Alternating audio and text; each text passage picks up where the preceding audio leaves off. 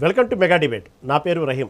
రేపు పార్లమెంట్లో మహిళలకు 33% రిజర్వేషన్ బిల్లును, నారీ శక్తి పేరుతో బిల్లును ఉభయ సభల్లో ప్రవేశపెట్టబోతున్నారు. దీనికి ఇప్పటి వరకు కేరళ, తమిళనాడు, ఆంధ్రప్రదేశ్, తెలంగాణ రాష్ట్రాలు మద్దతుగా నిలిచాయి. ఇటు బీహారు, ఒడిశా స్థానిక సంస్థలు ఇప్పటికే 50% రిజర్వేషన్లు అమలు చేస్తూ ఆదర్శంగా నిలిచాయి. దశాబ్దాల నిరీక్షణకు తెరదించుతూ వచ్చిన మహిళా రిజర్వేషన్ బిల్లు భారత ప్రజాస్వామ్యాన్ని ఎలా మార్చబోతుంది? ఇది కేవలం అంకెల ఆటనా, లేక అట్టడుగు మహిళా సాధికారితకు బాటనా? నారీ శక్తి నినాదం ఓట్ల కోసమేనా, లేక నిజమైన మార్పు కోసమా అనేది వాళ్ళు మన డిబేట్లో డిస్కస్ చేద్దాం. ఇదే అంశం మనతో పాటు డిస్కషన్ సిద్ధంగా ఉన్నారు ప్రముఖ రాజకీయ విశ్లేషకులు మనం కోటేశ్వరరావు గారు, అదేవిధంగా బీజేపీ నాయకులు కృష్ణారెడ్డి గారు మనతో పాటు సిద్ధంగా ఉన్నారు. ముందుగా మనం కోటేశ్వర గారి దగ్గరికి వెళ్దాం. కోటేశ్వర గారు నమస్తే అండి. నమస్తే కోటేశ్వర గారు, ఏదైతే మహిళా బిల్లు ఇప్పుడు దేశవ్యాప్తంగా చర్చ జరుగుతున్న అంశం, ఎంతోమంది మహిళలకు వాళ్ళకు రాజకీయాలు కానీ అనేక విషయాల్లో కూడా మహిళా రిజర్వేషన్తో మహిళలు కూడా ప్రాతినిధ్యం వహించాలి అనేది ఒకటైతే, ఇది కేవలం నారీ శక్తి నినాదం అనేది కేవలం ఇది ఓట్ల కోసమేనా, అసలు నిజంగా మార్పు కోసం అనేది ఇంకొక ప్రశ్న కూడా వాళ్ళు తెలుపుతూ ఉంది. ఎందుకంటే ఇప్పటికిప్పుడు అమలు లేకుండా దాన్ని ఇప్పుడు ఈ సమయంలో అయ్యేటువంటి అవకాశం లేదు కాబట్టి ఇలాంటి ప్రశ్నలు కూడా ఉత్పన్నం అవుతూ ఉన్నాయి. దీని గురించి ఏమంటారు కోటేశ్వరరావు గారు? మీరు అన్నట్టుగా ఓట్ల కోసమే. ఎందుకు అంటే మహిళా రిజర్వేషన్ బిల్లుకి 2023లోనే పార్లమెంటు పూర్తి ఆమోదం తెలిపింది. మళ్ళా మరొకసారి దాని మీద బిల్లు చేయాల్సినటువంటి అవసరం లేదు. రేపు 16, 17, 18 తారీఖుల్లో జరిగేటువంటి పార్లమెంట్ సమావేశాల్లో దానికి సంబంధించినటువంటి ఒక్క అంశం కూడా లేదు. ఎందుకంటే ఆల్రెడీ ఆమోదం పొందింది. దాన్ని ఎట్లా ఇంప్లిమెంట్ చేయాలనేటువంటిదే తదుపరి కార్యక్రమం. దానికి కాను 50% సీట్లు అంటే పార్లమెంట్లో 543 సీట్లుగా ఉన్నటువంటి వాటిని 850కి పెంచుతాము అని చెప్పారు. ఇప్పుడు సమస్య ఎక్కడొచ్చింది? ఆ 850 సీట్లని రాష్ట్రాలకు ఏ ప్రాతిపదికన మీరు కేటాయిస్తారు, కేంద్ర ప్రభుత్వం ఏ నిర్ణయం చేయబోతా ఉంది అనేటువంటిదే వివాదాస్పదమైనటువంటి అంశం. అందువల్ల దీనికి నారీ శక్తికి అసలు సంబంధమే లేదు.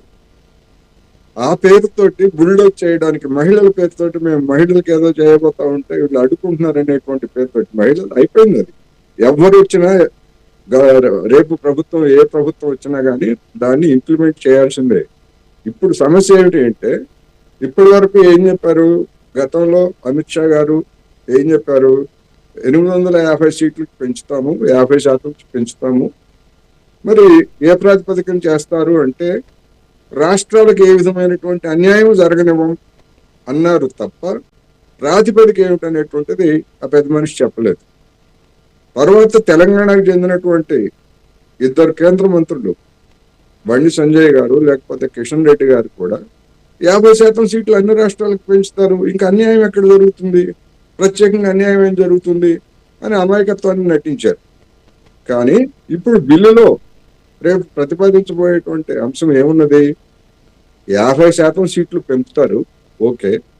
ఆ 50% సీట్లని రాష్ట్రాలకి ఏ ప్రాతిపదికన కేటాయిస్తారు అంటే 2011 జనాభా లెక్కల ప్రకారం అని చెప్తున్నారు.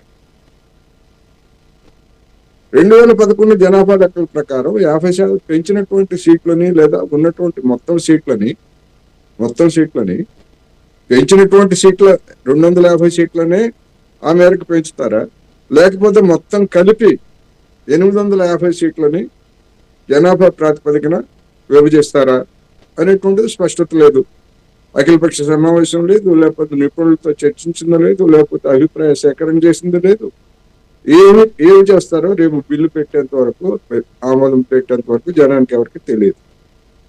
అందుకని ఒకవేళ ఆ 2011 జనాభా లెక్కల ప్రాతిపదికన కనుక జరిగేట్లయితే దక్షిణాది రాష్ట్రాలతో పాటు ఉత్తరాదిన ఉన్నటువంటి పంజాబ్, హర్యానా రాష్ట్రాలకి, ఇతర మరికొన్ని రాష్ట్రాలకు కూడా అన్యాయం జరిగేటువంటి అవకాశం ఉంది.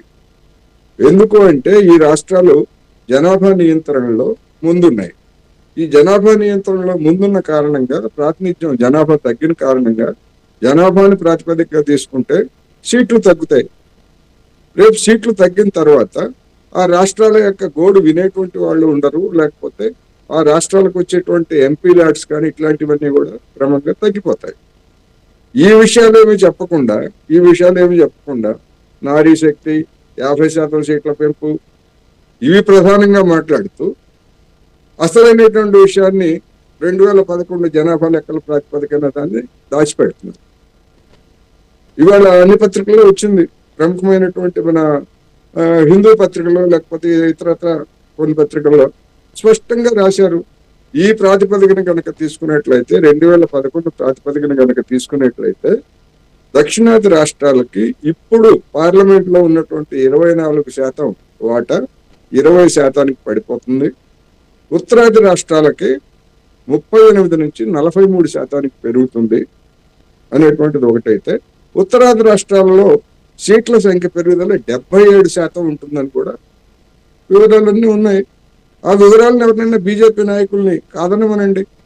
ఆ ప్రాతిపదికన కనుక జరిగేట్లయితే దక్షిణాది రాష్ట్రాలకు అన్యాయం జరుగుతుంది కనుక తమిళనాడు ముఖ్యమంత్రి ఆల్రెడీ ఎన్నికల క్రమంలో ఉన్నప్పటికీ మొత్తం జిల్లాల్లో ఉన్నటువంటి నాయకులందరూ సమావేశమై ఇటువంటి వాటి మీద నిరసన తెలియజేయండి అని కూడా పిలిపించారు. అదేవిధంగా ఇవాళ ఇండియా కూటమి పార్టీలన్నీ కూడా సమావేశమై ఈ ప్రాతిపదికన పెట్టేటువంటి ప్రతిపాదనని మేము అంగీకరించమని కూడా ఆల్రెడీ ప్రకటించేశారు. మరి ఈ నేపథ్యంలో ఈ బిల్లు ఆమోదం పొందడానికి అవసరమైనటువంటి 3/2 మెజారిటీ ఎన్డీఏ కూటమికి లేదు. లోక్సభలో 71 సీట్లు తక్కువ ఉన్నాయి. ఇప్పుడు ఉన్నటువంటి బలాబలాల ప్రకారం 543 మంది హాజరయ్యి ఓటు వేస్తే అనుకుంటే 71 సీట్లు తక్కువ ఉన్నాయి. రాజ్యసభలో 21 సీట్లు తగ్గుతాయి. మరి ఇటువంటి పరిస్థితుల్లో ఈ బిల్లు ఆమోదం ఎట్లా పొందుతుంది అనేటువంటిది అదొక సమస్య. సరే, ఆమోదం పొందితే ఏమొస్తుంది, పొందకపోతే ఏమొస్తుంది అంటే, పొందితే ఏ రాష్ట్రానికి ఎంత అన్యాయం జరిగింది అనేటువంటిది ఆ బిల్లు ఆమోదం పొందిన మరుసటి రోజు నుంచి దేశంలో చర్చ జరుగుతుంది.